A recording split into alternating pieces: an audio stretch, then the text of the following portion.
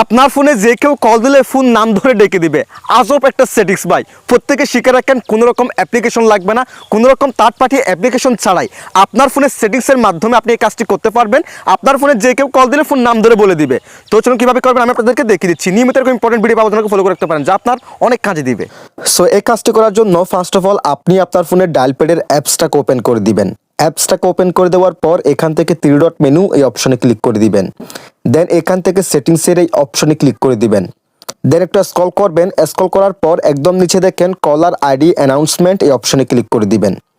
দেন এখান থেকে announce caller ID এই অপশনে ক্লিক করে দিবেন। দেন আপনার ক্ষেত্রে এখান থেকে নেবার কিংবা এটা সিলেক্টেড করা থাকতে পারে। আপনি এখান থেকে আমার মতো অলওয়েজটা সিলেক্টেড করে দিবেন। দেখেন এরকম সিলেক্টেড করা থাকতে পারে। আপনি জাস্ট এখান থেকে অলওয়েজটা সিলেক্টেড করে দিয়ে বেরিয়ে যাবেন। এরপর আপনার কাজ শেষ। এরপর আপনাকে যে ব্যক্তি কল দিবে সেই ব্যক্তির নাম ধরে ফোন আপনাকে ডেকে দিবে এবং আপনার ফোনে ওই নাম্বারটা অবশ্যই সেভ থাকতে হবে। যদি সেভ না থাকে তাহলে ওই নাম্বারগুলোও বলে দিবে। That's it.